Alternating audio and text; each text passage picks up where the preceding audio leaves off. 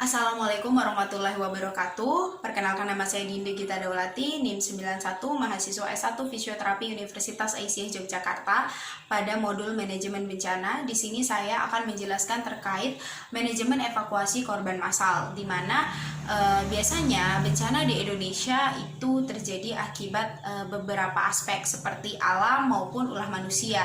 Nah, bencana yang sangat familiar di Indonesia itu seperti halnya banjir, kemudian tanah longsor, puting beliung, gempa, dan tsunami, serta adanya aksi terorisme. Nah, biasanya bencana ini akan menimbulkan dampak tentunya yang menjadi perhatian bagi para tenaga medis adalah bagi kesehatan masyarakat yang terkena oleh bencana itu sendiri.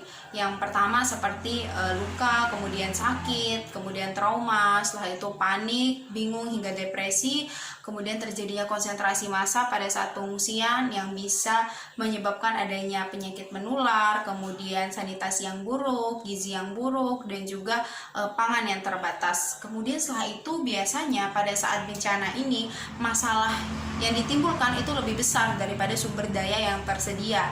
Nah, sebagai tenaga medis ataupun tim yang melakukan evakuasi, biasanya kita membutuhkan penilaian agar bisa menyelamatkan korban lebih banyak pada situasi yang sangat mepet dengan sumber daya alam yang sangat sedikit.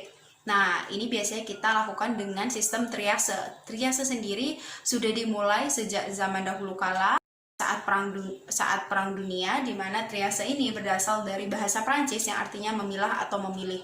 Nah, pada saat memilah atau memilih itu kita melihat dari skala jumlah, kemudian skala prioritas kondisi atau problem si korban tersebut. Untuk mengetahui kondisi ataupun problem dari korban tersebut, biasanya kita akan melakukan survei dengan ABC atau airway jalan napas, breathing pernafasan, kemudian C circulation atau denyut nadi. Nah, tujuan dari triase ini sangat jelas sekali, di mana kita ingin mendapatkan hasil yang lebih baik dengan sumber daya alam yang terbatas pada korban yang cukup banyak.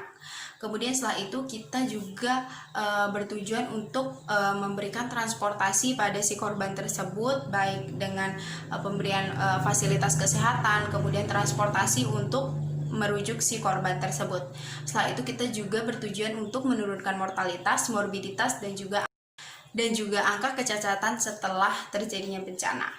Adapun dasar-dasar dari triase ini sendiri, yang pertama adalah dengan melihat jumlah yang cedera. Biasanya triase dilakukan pada skala jumlah cedera yang cukup luas atau cukup besar, dengan derajat cedera yang cukup tinggi, kemungkinan bertahan hidupnya juga dilihat. Setelah itu adalah sarana dan kemampuan dari tenaga medis dan transportasi yang ada. Kemudian yang dilakukan pada saat kita melakukan triase adalah yang pertama adalah mengecek tanda vital atau ABC, airway, breathing, dan juga circulation. Kemudian setelah itu kita mengecek menilai dari harapan hidup dengan prinsip ABC yang tadi. Kemudian setelah itu adalah penilaian tindakan yang diperlukan. Kira-kira apa yang harus kita lakukan pada si korban ini? Apakah perlu resusitasi atau apa? Kemudian setelah itu kita melakukan penilaian kemampuan medis, di mana hal ini harus sesuai dengan SOP. Contohnya apabila terjadi fraktur, maka kita harus melakukan adanya fiksasi, kemudian imobilisasi, dan setelah itu prioritas penanganan definitif. Artinya apabila sudah kita berikan penanganan, maka perlu kita rujuk kemana, dengan sebelumnya kita melakukan pemberian label atau labeling, di mana perujukan itu juga sesuai dengan label. Apabila hitam kemana, kemudian merah, kuning, dan juga hijau. Nah, pada saat kita melakukan triase, kira-kira siapa yang harus didahulukan? Untuk mengetahui siapa yang harus didahulukan, kita menggunakan metode yang disebut juga dengan START atau Simple Triase and Rapid Treatment, di mana START ini digunakan untuk orang dewasa, kemudian jump start untuk anak kecil pada usia 1-5 tahun. Nah, untuk melakukan START ini sendiri, kita awalnya itu dimulai dari primary survey, ABC, dan juga kesadaran. Setelah itu kita dapat mengetahui prioritas dari si korban tersebut. Kemudian kita melakukan labeling. Biasanya labeling itu kita menggunakan tag dari triase, baik itu merah, hitam, kemudian kuning, dan juga hijau. Atau bisa juga menggunakan alat tulis yang ada, dan kita tulis pada area yang dapat dilihat dengan jelas. Setelah itu barulah kita melakukan treatment dan juga memberikan transportasi apabila si korban tersebut perlu dirujuk. Nah, untuk mengetahui dari skala prioritas, maka berikut kita saksikan sejenak dari skala merah, hitam, kuning, dan juga hijau.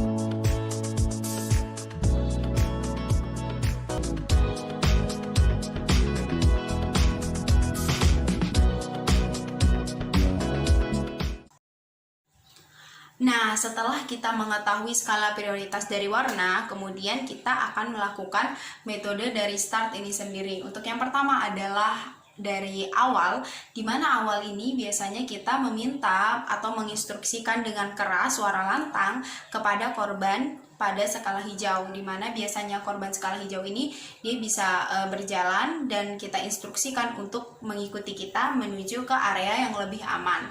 Kemudian setelah itu adalah kita mengecek pada posisi kita secara paling dekat itu apakah ada korban yang tidak sadarkan diri. Kemudian setelah itu kita cek airway-nya atau jalan nafasnya, kita nilai jalan nafasnya. Kemudian apabila ada hambatan pada jalan nafas, kita buka jalan nafas melalui finger swab, dan juga apabila dia tidak bernafas maka kita berikan label hitam, apabila dia bernafas maka kita berikan label merah. Kemudian setelah itu kita beralih ke tahap berikutnya, yaitu breathing atau pernafasan. Apabila dia lebih dari 30 kali per menit maka dia masuk pada kategori merah. Apabila kurang dari 30 menit maka kita lanjut ke penilaian berikutnya. Penilaian berikutnya adalah circulation atau denyut nadi pada capillary refill, di mana kita memencet pada kuku atau ujung jari dari korban tersebut. Kemudian apabila lebih dari 2 detik maka dia masuk pada label merah. Apabila kurang dari 2 detik maka kita lanjut ke penilaian berikutnya. Nah, untuk kesadaran sendiri, apabila kita perintahkan dia memperhatikan maka dia masuk pada kategori kuning. Namun apabila dia tidak memperhatikan, artinya tidak sadar atau tidak mematuhi, tidak mengerti perintah kita, maka dia masuk pada label merah. Nah, setelah kita melakukan primary survey, kemudian kita melakukan evakuasi dan mengecek dari secondary survei-nya sendiri. Kita memilah kategori pada triase lapangan. Biasanya triase lapangan ini pada kondisi merah itu kemungkinan bencananya cukup parah, dan biasanya tim medis harus didampingi oleh tim reaksi cepat dari tim evakuasi.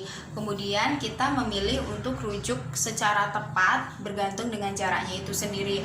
Apabila dia pada label merah dan juga hitam, maka perlu dibawa ke rumah sakit umum provinsi ataupun rumah sakit kabupaten. Apabila dia pada label kuning, maka bisa kita rujuk ke rumah sakit kecil atau rumah sakit daerah. Kemudian setelah itu apabila label hijau, maka bisa kita bawa ke puskesmas atau tempat evakuasi dengan alat yang memadai. Setelah itu kita melakukan secondary triase di rumah sakit. Nah, rumah sakit ini sendiri biasanya sudah ada tim yang melakukan secondary triase, di mana di sini biasanya akan dicek terkait dengan kesadaran dengan menggunakan Glasgow Coma Scale atau GCS. Yang di sini adalah mata, kemudian verbal dan juga motorik. Biasanya kalau dia lebih dari 12 itu masuk pada prioritas 3, itu 11 masuk pada prioritas 2 atau label kuning, kemudian kurang atau sama dengan 10 itu masuk prioritas 1 atau masuk pada label merah. Nah, apabila sudah kita lakukan dari pelaksanaan triase itu sendiri, maka diharapkan kita mampu untuk menurunkan mortalitas, morbiditas, dan angka kecacatan. Saya undur diri, mohon maaf apabila ada kesalahan. Wabillahi taufiq wal hidayah. Wassalamualaikum warahmatullahi wabarakatuh.